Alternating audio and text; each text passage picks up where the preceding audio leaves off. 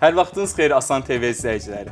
Könüllü sən verilişi ilə biz yenidən efirdəyik. Sizinlə mən Şəbnəm Və mən Rəsul. yenə Asan könüllüləri və onların fəaliyyətindən danışacağıq. Amma əvvəlcə könüllü olmaq istəyənlərin diqqətinə bir məlumatı çatdırmaq istəyirik. 15-26 yaş aralığında gənclər Asan könüllüsü olmaq üçün müraciət edə bilərlər.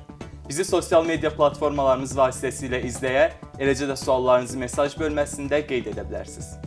Şəhər nömrəsi 444-7444-ə zəng edərək isə layihə və ideyalarınızla bağlı təkliflərinizi bildirə bilərsiniz. Bir sözlə, könüllü hərəkatına qoşularaq bizimlə birlikdə irəliyə doğru daha inamla addımlayacaqsınız əziz gənclər.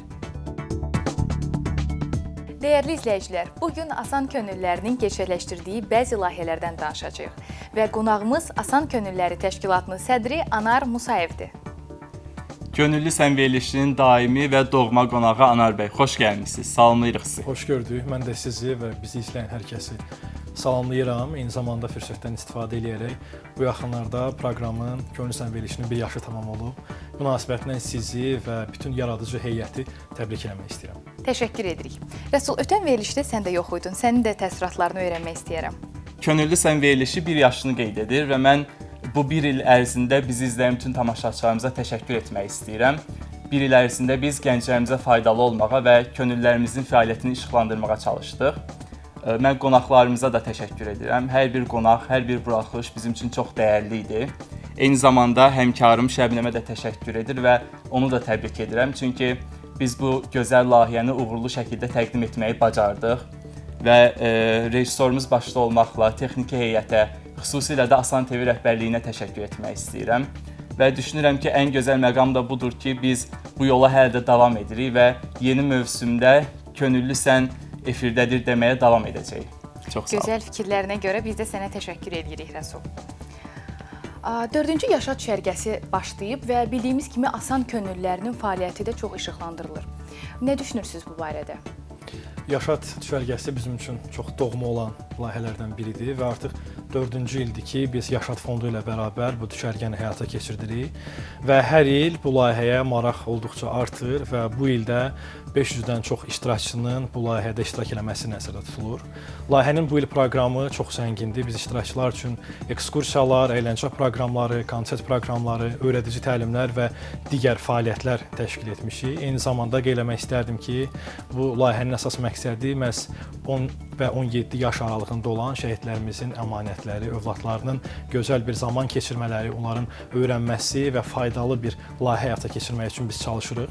Təbii ki, layihəni könüllərsiz təsəvvür etmək mümkün deyil və hər il olduğu kimi bu ildə layihənin həm hazırlıq prosesində, eyni zamanda da layihə müddətində Asan könüllüləri iştirak edir. Anar bəy, bu yaxınlarda süni intellektin gələcəyi, inkişafı üçün birlik və gənclərin baxışı mövzusunda gənclərin TDT simulyasiyası həyata keçirildi. İstəyərdim ki, layihənin məqsədi, iştirakçıları və əldə olunan nəticələr barədə sizdən eşidək. Qeyd etdiyiniz layihə Asan Könüllüləri Təşkilatı, Gənclər və İdman Nazirliyi və Türk Dövlətləri Təşkilatının birgə təşkilatçılığı ilə Lənkəran şəhərində həyata keçirildi. Bildiyimiz kimi Lənkəran şəhəri Türk dünyasının gənclər paytaxtıdır və biz bu çərçivədə müxtəlif beynəlxalq layihələr həyata keçirmişik, hansı ki, hər birində Türk dövlətlərini təmsil edən gənclər iştirak edirdi və bu cür layihələrdən biri də sizin qeyd etdiyiniz süni intellektin gələcəyi, inkişafı üçün birlik və gənclərin baxışı mövzusunda həyata keçirilən gənclərin TDT simulyasiyasıdır. Layihənin əsas məqsədi gənclərin bu sahədə bilik və bacarıqlarının inkişaf etdirilməsi, gələcək perspektivlərlə bağlı müzakirələrin aparılması və eyni zamanda da gənclərin innovativ yanaşması və ideyalarını ortaya qoymaları üçün onlara dəstək göstərmək və şərait yaratmaq idi. Düşünürəm ki, bu layihə bununla da kifayətlənmədi. Layihə eyni zamanda yeni imkanlar və yeni tərəfdaşlıqların imzalanması və yaradılması üçün də gözəl bir fürsət idi. Ümumilikdə Türk dövlətlərini təmsil edən 80-dən çox iştirakçı layihədə iştirak etdi və konfrans sonrası isə gənclərimiz üçün həm əyləncə proqramları, konsert proqramları, eyni zamanda da Abad Mərkəzinin tərəfdaşlığı ilə ustad dərsləri təşkil olundu. Çox sağ olun. Asan könüllülərinin yaxın gələcəkdə həyata keçirməyi planlaşdırdığı beynəlxalq və yerli layihələr haqqında danışardınız. Asan Könüllər Təşkilatı olaraq bizim əsas prioritet istiqamətlərimizdən biri də məhz beynəlxalq sahədir və biz yalnız gənclərin şəxsi inkişafına, onların ideyalarının reallaşmasına dəstək olmuruq. Bununla yanaşı Azərbaycan gəncliyini, asan könüllərini çalışırıq ki, beynəlxalq arenada düzgün və yüksək bir şəkildə təmsil eləyək və bu istiqamətlərdə biz son illərdə daha aktiv olmağa və daha çox fəaliyyətlərin təşkil olunmasına xüsusi diqqət edirik və son illərdə biz digər ölkələri təmsil edən aparıcı gənclər təşkilatları ilə artıq anlaşma memorandumları imzalamışıq. Hansı ki, bu memorandumlara əsasən biz artıq ilkin layihələri icra etmişik və yaxın gələcək üçün də layihələrin həyata keçirilməsi nəzərdə tutulub. Anar bəy, könüllülük fəaliyyətinin regionlarda daha da inkişaf etməsi üçün, daha geniş miqyasda yayılması üçün hansı təşəbbüslər və ya layihələr həyata keçirilir? Bu bizim üçün də çox aktual olan bir mövzudur. Çünki nəzərə alsaq ki, gənclər üçün təşkil olunan layihələrin böyük əksəriyyəti paytaxtda həyata keçirilir və biz çalışırıq ki, layihələrimizin böyük əksəriyyətini məhz regionlarda həyata keçirək və bu məqsədlə də biz daimi olaraq region gəncləri ilə müzakirələr aparırıq, onların təklifləri, görmək istədikləri layihələr və bu yaxınlarda da artıq məhz region gənclərinin şəxsi inkişafına istiqamətlənmiş layihələrlə bağlı biz səhifəmizdə paylaşım etmişik. Gənclərimiz çox rahatlıqla həmin layihələrə müraciət eləyə bilər. Təbii ki, bizə ən çox müraciət olunan suallardan biri də layihələrdə yalnız asan könüllülərə müraciət eləyə bilər və iştirak eləyə bilər. Elə fürsətdən istifadə edərək demək istərdim ki, regionda yaşayan və asan könüllüsü olmayan digər gənclərimiz də rahatlıqla layihəmizə müraciət edə bilər. Bizi izləyən gənclər və könüllü olmaq istəyən gənclər üçün soruşuram. Asan könüllülərinin hansı yeni layihələri nəzərdə tutulur ki, hansı ki bütün gənclər müraciət edə bilər? Asan Könüllər Təşkilatı ümumiyyətlə yarandığı ilk gündən etibarən müxtəlif istiqamətlərdə layihələr həyata keçirir və biz bu günə kimi 850-dən çox yerli və beynəlxalq istiqamətdə layihələr həyata keçirmişik. Bu sosial layihələrdə, ekoloji istiqamətdə, gənclərin şəxsi inkişafına dəstək olacaq beynəlxalq layihələr və digər layihələr.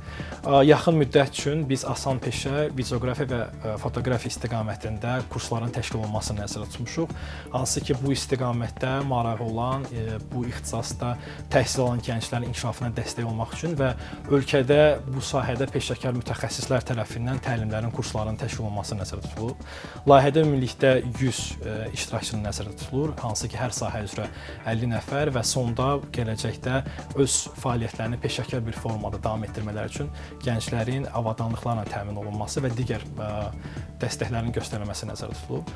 Digər layihə isə Könüllər Yurdu layihəsidir, hansı ki, az öncə də qeyd etdiyimiz kimi region gənclərinin şəxsi inkişafına dəstək olacaq layihələrdə mədəniyyət sahəsində bizim bir sıra tamaşalarımız və digər konsert proqramlarımız nəzərdə tutulub.